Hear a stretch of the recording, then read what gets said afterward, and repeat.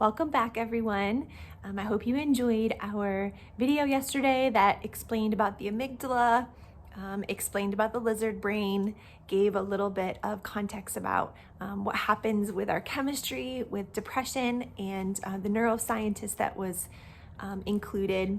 And then also just a few images, the underlying message really that I wanted to make sure those images displayed was not any sort of despair, but really hope that our brains are so wonderfully designed that the things that are going on can be changed. We can change pathways and we can help establish new pathways and actually revive parts of our brains.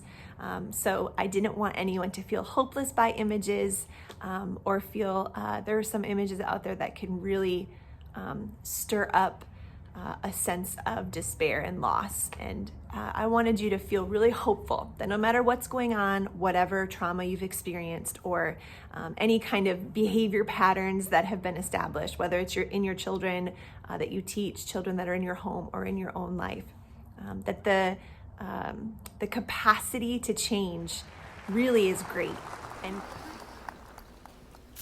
so how do we learn? And why do some of us learn things more easily than others?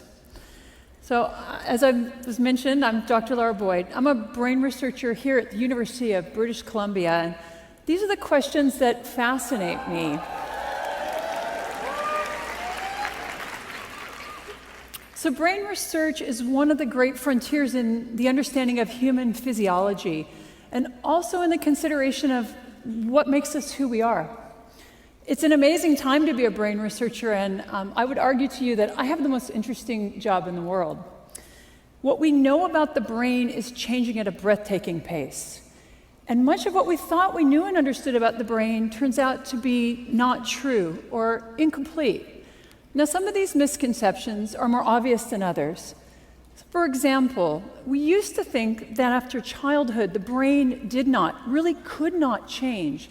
And it turns out that nothing could be farther from the truth. Another misconception about the brain is that you only use parts of it at any given time and it's silent when you do nothing. Well, this is also untrue. It turns out that even when you're at rest and thinking of nothing, your brain is highly active. So it's been advances in technology such as MRI has allowed us to make these and many other important discoveries. And perhaps the most exciting, the most interesting and transformative of these discoveries is that every time you learn a new fact or skill, you change your brain. It's something we call neuroplasticity. So as little as 25 years ago, we thought that after about puberty, the only changes that took place in the brain were negative. The loss of brain cells with aging, the result of damage like a stroke. And then studies began to show remarkable amounts of reorganization in the adult brain. And the ensuing research has shown us that all of our behaviors change our brain, that these changes are not limited by age. It's good news, right? And in fact, they're taking place all the time. And very importantly, brain reorganization helps to support recovery after you damage your brain. it's great and proven. So hopefully you feel inspired to kind of take this next step. This next step is actually a program called Conscious Discipline. It was created by a doctor, her name is Dr. Becky Bailey. And when I was kind of researching as the teacher brain in me, when I first started this, I was like, why isn't there anything out there like this? And although Dr. Becky Bailey does not include grounding, which I feel is my contribution to kind of this whole idea, is to marry grounding, which is the tool, another tool kind of to include. But Dr. Becky Bailey really she encompasses a lot of what I wish was out there. What I was like, there's nothing out there. And then I was like, oh, there is this. And I can't believe everybody doesn't know it. I think it can be revolutionary to teachers who learn about it. In fact, one of the participants in this study did go through the Becky Bailey instruction. It takes a long time. So I'm only going to give you, like I told you in the beginning, very bite-sized pieces. You could spend days and weeks and months and years trying to become an expert like Dr. Becky Bailey. But what I just did was found a really cool snippet that really jumps off of where we were yesterday. And in fact, not even jumps off, but really explains it even more. She explains even more about what's going on in the brain, just to help you feel really equipped in these small ways to understand what's happening at least. And then hopefully my piece will make sense as I do teach you more about grounding. So today's video is about conscious discipline. Dr. Becky Bailey is the author of the book, Conscious Discipline. She has a website you can look into. She's got videos you can watch that are even more encompassing and go even further than what I'm going to show you today. So we're going to learn a little bit about her views on the brain, about her understanding of how the brain works, especially in children, and then when it comes to behavior. She really focuses on how to manage those behaviors that come as a result of what's happening in the brain. And then after we watch her video, we're gonna go and read a letter from someone who's gone through the program and saw it affect change as a teacher in her classroom. And then I'm gonna have you journal a couple questions, and I'll put those questions at the end of this video. So I'll see you at the end of the video. I can't see you at all, but what I'd like for you to do is we're going to talk, I'm going to talk about the frontal lobe. So I want you to understand what that does. So we're going to start with an activity. I'm going to put my hands on my head and you're going to do nothing. Then when I put my hands up, you're going to do what I just did. So when my hands go up, your hands go on your head. When my hands come down, your hands go up. You're going to do what I just did. So I'm going to begin. You do nothing. Ready?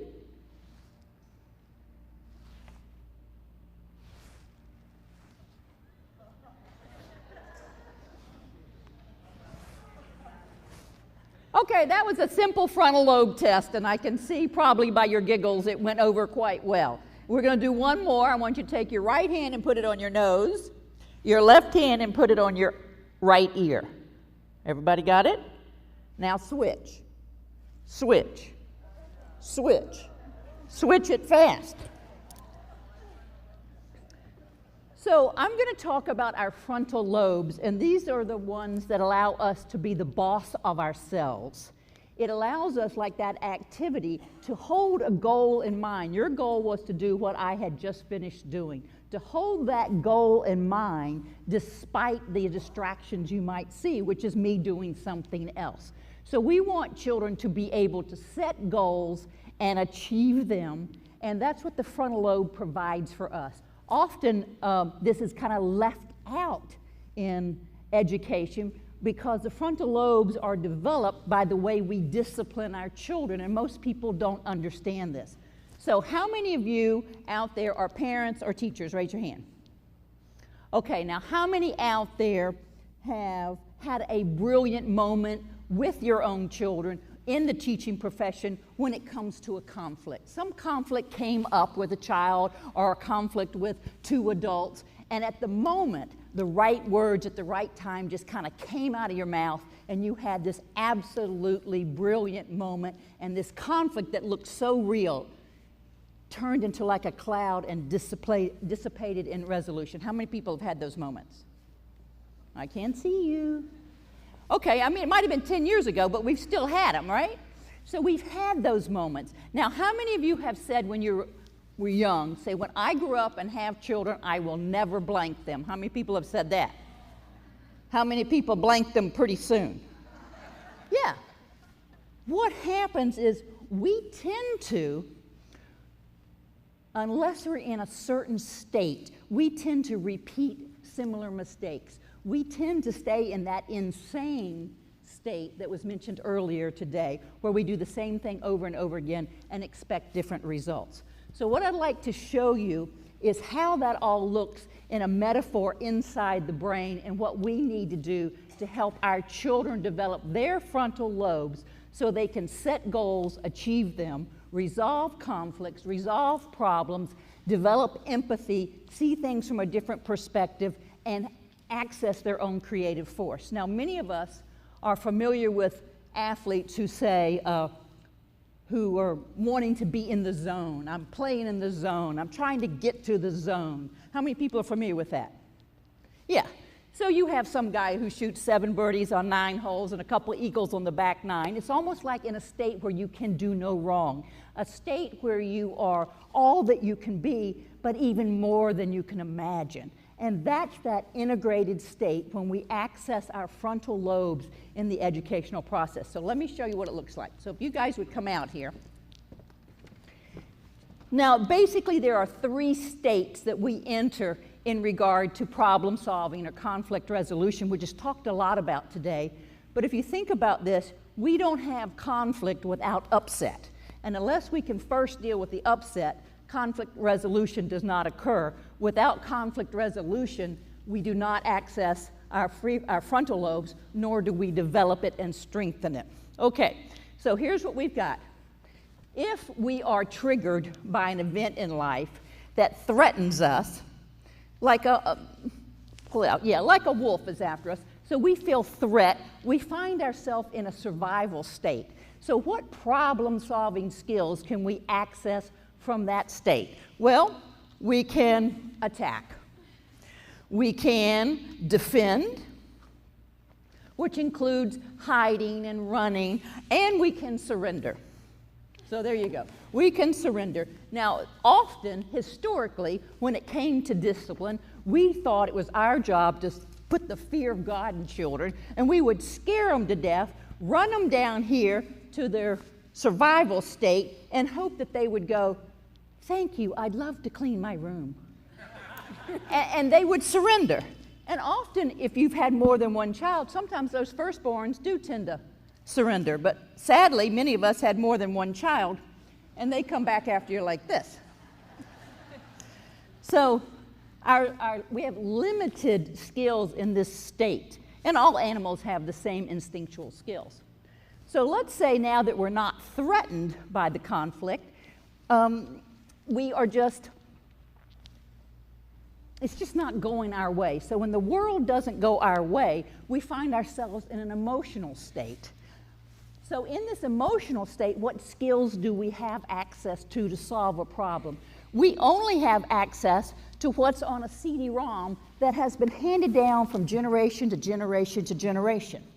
So however my parents handled the world not going their way would be my skill set. And they learned it from their grandparents, and my great-grandparents, et cetera, et cetera. So when traffic cut them off in the car, and they tend to go, what are you doing? Why? Then that would be my skill set in the next generation. And this is why when I said how many of you have blanked them already, it's because the world didn't go your way. They didn't do their homework. They didn't do this. You inserted your CD-ROM, you opened your mouth, and out came your mother, and you didn't even have to move your lips. It's like very automatic pilot.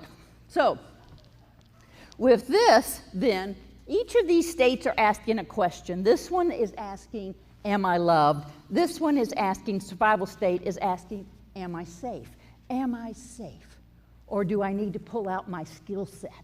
Am I loved, or do I pull out my skill set, as dysfunctional as they may be, do I need to pull them out? Then we have the executive state. And this asks the question, what can I learn from this? So when a problem comes about, what can I learn from this problem? How can I see it as a challenge? How can I see the multifaceted from different perspectives? And how can I solve it? So in this state, we're accessing our brilliance and our infinite access to wisdom that we can't even put words on. Those brilliant moments where we know more than we think we ever should, where we don't know how we know what we know. So this is what we're after. We want to access this state and get in the zone in education. And so what happens if y'all put your cards away? How do we do this? How do we wire this brain for success? And how do we learn to install that into every educational institution in the country? Here's what we need to do. So if you'll turn this way. So right now, these are just systems in the body, the survival system, the emotional system, the executive integrated system that deals with the frontal lobes that we were talking about. So what we want to do is we want to wire this brain. In other words, we want to wire the brain like this, so when I get upset and I get triggered and find myself in a lower center of the brain, a lower state in the brain with limited skills, I can use my capacity to move out of that state back up to this zone and solve my problem, strengthening my frontal lobes, allowing me to set goals and achieve them despite all the obstacles in life. So that's their ultimate journey. How do we make these roads? If we were going to go from here to Orlando, it would be nice if we had a road to get from Orlando down south. So how are these roads created? They are created through our connection with each other. This is why the research says that it's so vital that children have a connection with their school, they have a connection with their teacher, they have a bond with their parents, because this creates the pathway for self-control for the rest of their life. How do we get out of these states? This state, my problem-solving skill as a child, is simple. Bam! From this state, my problem-solving skill is, from a child's point of view, is simple. I hate you, go away, you're stupid. This skill is, I don't like it when you call me names, use my name, it's Becky. So this journey for children, this journey for our planet, this journey for adults is a large journey. So these connective highways are built from a connection, not giving attention, not driving kids to soccer, not all that stuff, not sitting and kind of just being with them. It comes from face-to-face connection, where we have eye contact, touch, presence in a playful situation, where we look at each other and we have these moments where, look at me, where we actually we giggle and we have a moment. We've all had those special moments with people in our lives. That's what builds these roads. And that's what we're losing sight of as we progress in our educational and community journey. If a child does not have these, once they get into an upset state, they have no way to get out.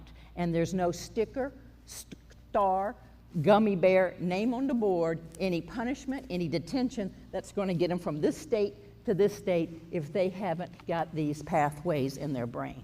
Now, if you have these pathways, something cool happens. This executive part of our brain, the frontal lobe, gets to boss the lower states around. So if you'll walk forward, take your brain forward, yes, and stop, bring your brain back. It's a very cool thing. The wisest part of us gets to override these earlier impulses to hit, to name call, to blame others. And then we get to own our own upset and make wise choices with it.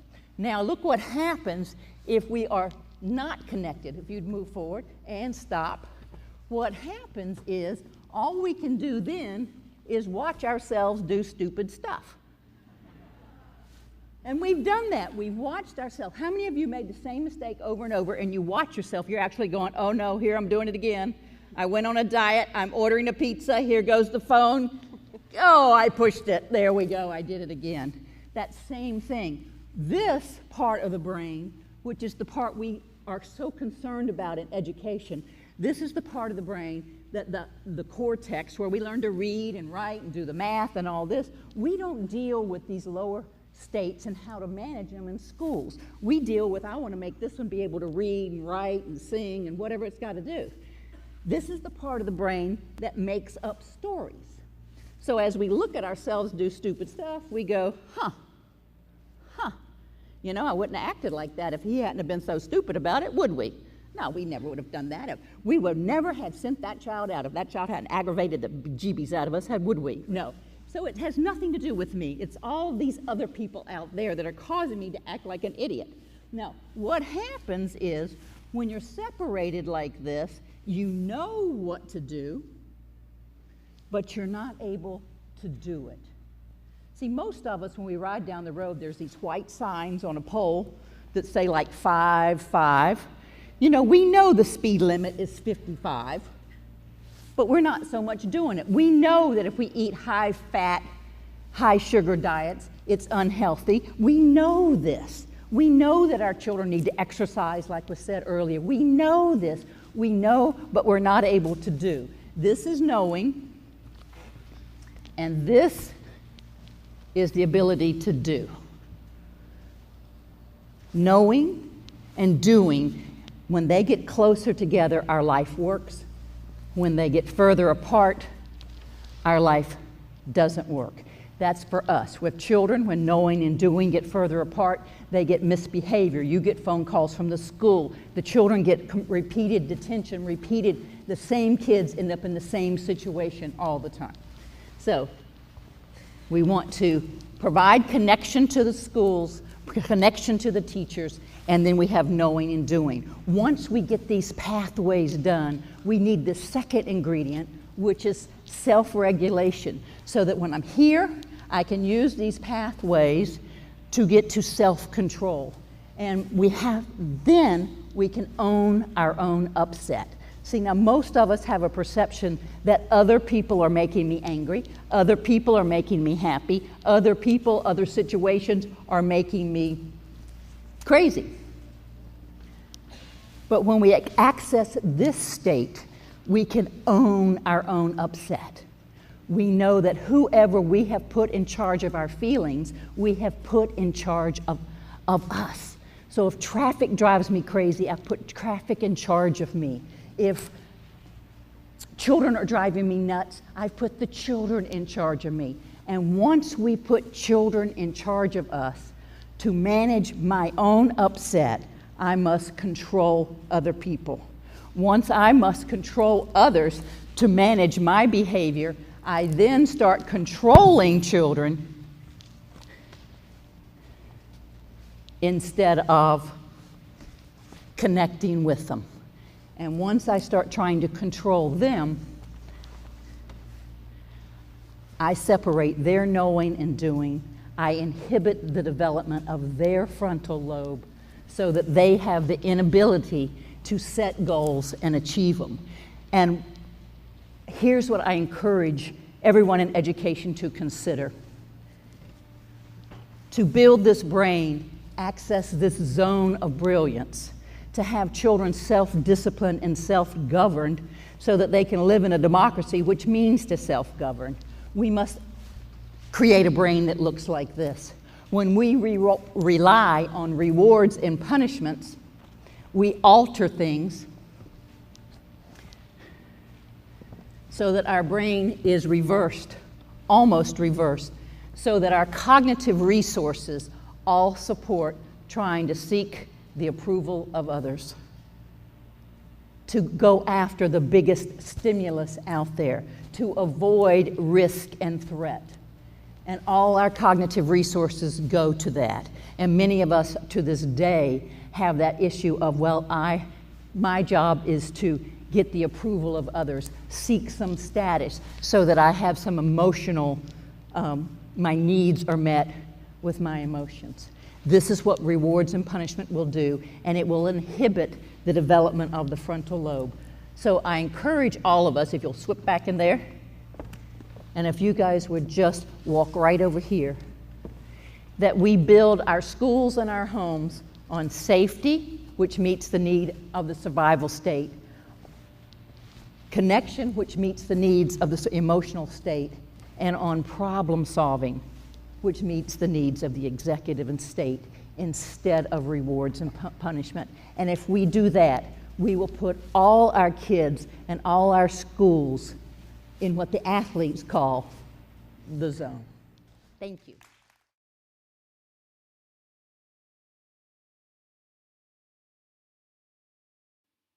Hello, my name is Sarah, a second grade teacher. I currently teach math and science. This is my story about how conscious discipline changed the way I view and address student behavior and how it helped a very special student in one of my classes. The story I am sharing is from when I taught first grade. I hope it helps. When I first started teaching, I really had a hard time dealing with student behavior.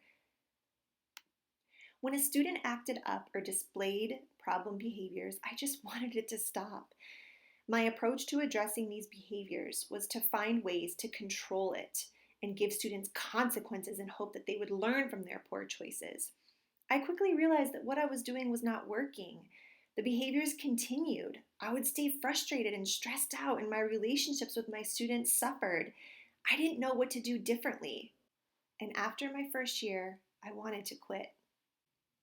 When I went into my second year of teaching, Geraldine, who was our amazing science coach at the time, told me about a podcast, Real Talk for Real Teachers by Dr. Becky Bailey. That school year started off just like the last, and early on I felt the same sense of defeat. That was when I started listening to the podcast and was really introduced to conscious discipline.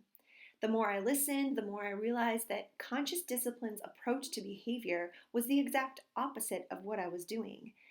Their focus is not to control student behavior, but to teach students the skills they need to handle their big feelings, a conscious discipline term, in a way that is appropriate and safe.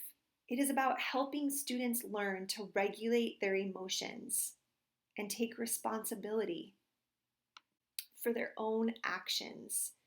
In addition, conscious discipline also focuses on the adult, which can be the parent or the teacher, and teaches them how to become aware of their own emotional state so that they can address the behavior in a way that is helpful instead of hurtful. That year, I listened to all of Dr. Becky Bailey's podcasts and slowly started to incorporate conscious discipline into my classroom. The first thing I realized I needed to deal with was myself. I was viewing negative behavior as something that needed to be stopped immediately. Conscious discipline teaches that all behavior is a form of communication. And problem behavior is an opportunity to teach new skills. Seeing problem behaviors as a form of communication completely unraveled everything I thought I knew about discipline. And that was when it really started to change for me. My approach to discipline began to slowly change from punitive consequences to construction consequences. I began teaching my students self-regulating and social emotional skills. Some of the things mentioned in conscious discipline that I used was the brain state model, naming feelings and breathing techniques. I began to focus on our class family, making connections with my students and helping them connect to each other. Conscious discipline teaches that connection equals cooperation. When students feel connected to their peers, their teachers, amazing things happen. They feel safe and they are willing to work and learn from their mistakes. The next thing we did as a class was throw out our old class rules. We got rid of our list full of do nots and created these 4 rules that I have used every year since. Our class rules state, in our class, we are kind, we are helpful, we are safe, we love our class family. As a class, we tried to come up with scenarios that one of our rules would not address, and we couldn't think of a single one. Everything from running in the halls to hurting others was covered. When a student made an oops, which is another conscious discipline term, they would reflect by asking, was my actions kind, helpful, or safe? Safety was the next thing I focused on. I wanted my students to feel safe in my class. They needed to feel safe to have their emotions, and they needed to find safe ways to deal with them. That was when I created my safe place. This was a place in the classroom that students could choose to go to when they needed to deal with their big feelings. This was probably the most effective tool in dealing with some of my toughest behaviors. Conscious discipline teaches that if you don't give students a place where they can feel safe, they will find one of their own. If a student does not feel safe, they will show it in some very problematic ways. This might look like a student hiding under a desk or eloping from your class. That is why the safe place is so important. Conscious discipline was a lifesaver for me, and it was the only reason I continued teaching. It completely transformed how I view student behavior and how I addressed it. That is the reason why I was able to help a student that came into my class one year with some very problematic behaviors. We can call him B, and he started in my class in the middle of the year. The day he started, one of the ladies in our front office said, "You are getting a new student.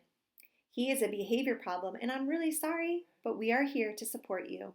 I immediately began to worry, but then I realized that he would benefit from all the things I was teaching my students in my class using conscious discipline. On his first day in our class, he took out his school supplies when he arrived. One of the things he handed me was his daily folder from his old class. The teacher had a behavior chart in there that was filled with negative comments from the whole beginning of first year. I read things like, B decided he could do whatever he wanted today, so he went to the office. I was deeply saddened because after reading all of these, I realized that he probably rarely got praise for doing anything right. Conscious discipline teaches a lot about the power of noticing. This tells us that we noticed the most we get more of. If we constantly notice and point out every negative thing a student does, that is what we will likely see more of. On the flip side, when you begin noticing more of what they're doing right, you tend to get more of that desired behavior over time. In my district, where I teach now, one of our first interventions for helping a student with problem behaviors is noticing every single thing they do right. When a licensed school psychologist comes into our class to observe a student, they pay close attention to the praise that comes from the teacher. We call this our positive to negative ratio. It's also something mentioned in conscious discipline. A few days in, I realized B would need a lot of extra support and help. I started by praising everything he did right. The look on his face when he got a compliment melted and broke my heart at the same time. I could tell he was not used to hearing this from an adult. And it was not long after that he would begin asking me, "So I did good?" He would ask this many times throughout our school day. Next, I moved on to making connections with him and helping him make connections to his peers. We did this through our morning meetings and I love you rituals, which is from conscious discipline. I also wanted him to feel part of the class, like our family, so he immediately got a class job like the rest of our students, which he did proudly. B still had a lot of big feelings that would come up throughout the day. I would see these when we had to transition between activities or an assignment was challenging.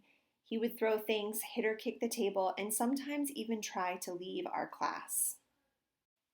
This is where I'm going to pause the letter and highlight that she's about to talk about some things that she uses that are from conscious discipline that are actually grounding. She doesn't know it yet, but that's what she's about to say. That was when I began teaching him the breathing techniques found in conscious discipline. The drain, pretzel, and the balloon, and introduced the safe space. This became a tool that B would later learn to use independently when he needed it. At first, I would have to direct him to use a safe space, but then he got better over time with making the decision to go on his own. For the rest of B's time in my class, I saw him grow tremendously, not just academically, but in healthy, social, emotional ways as well. There were definitely days that were more challenging than others, but even in that, I could see a positive change in this little guy. At the end of the year, B wrote me the most beautiful story about a little boy who would become upset when he played video games. He described the character's behavior as angry. He wrote that he would throw things and yell. He wrote about how the boy's mom came into the room and encouraged him to take a breath. B described how the boy breathed with his mother and was able to deal with his big feelings. That was when I knew that I had actually taught him a few things about how to handle emotions. It can be hard to see the progress you're making with students when things get really tough, but it's important to keep trying because sometimes we really do make a huge impact and change a student's life forever. I never saw B again after that year because he moved to a new school. However, his sweet story that he wrote gives me hope that he learned some valuable tools that would hopefully stick with him. Overall, conscious discipline has been the most effective approach to behavior I have ever used in my classroom. Now, at the beginning of the year, I spend as much time as I need building class community and teaching students these self-regulating strategies. I truly believe that this kind of learning should take priority over everything else, even academics. It is scientifically based, and there's a ton of research that tells us that when students do not feel safe or they do not know how to self-regulate, they can't learn. It doesn't matter how meticulously planned your lessons are. It is worth every bit of time it takes to teach these skills to students. It will help any teacher create a classroom environment where students feel safe, connected, and take responsibility for their own actions and emotions.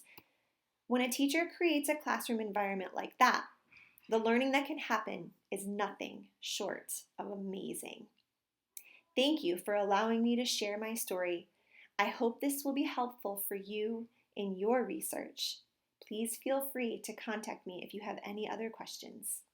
Take care.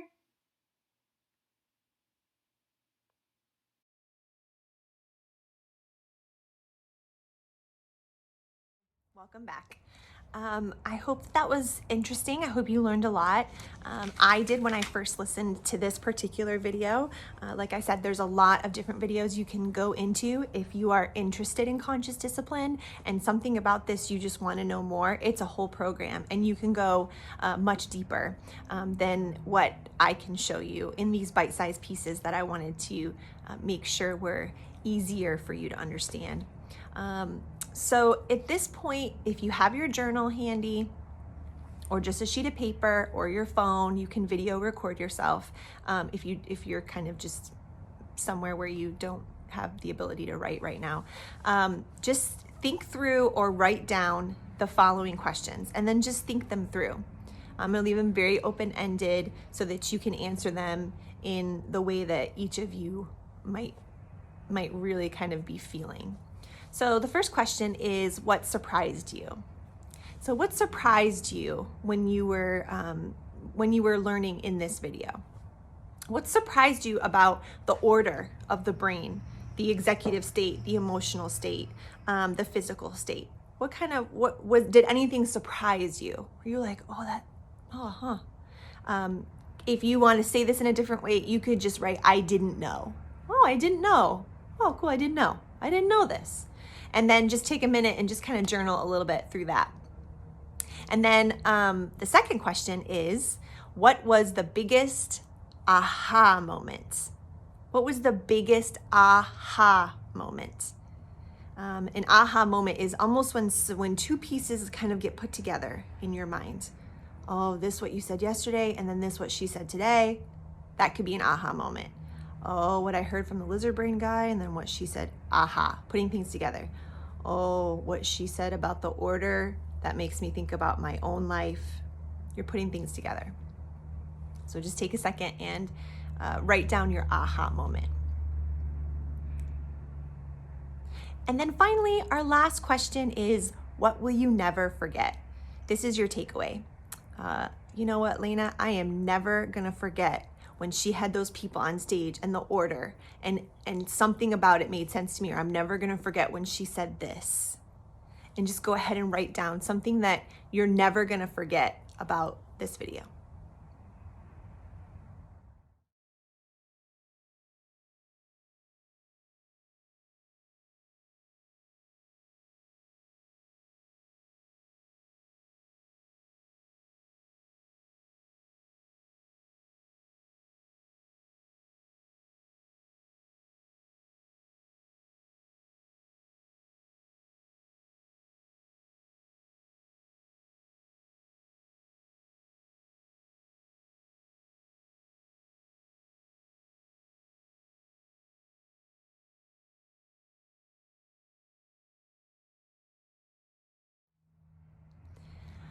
So since we've had a chance to journal and be together today, I hope you found a little bit of Dr. Becky Bailey to be insightful, to be helpful, to be applicable, to be bite-sized so that you can really kind of, even though it's short, I mean, we only have an hour together in this video today, but that you would have a chance to understand a little bit more about the order of our minds and how things need to be structured in order for learning to occur and in order for correct behaviors to be exhibited. Okay, see you next time. This is the end of video number 3.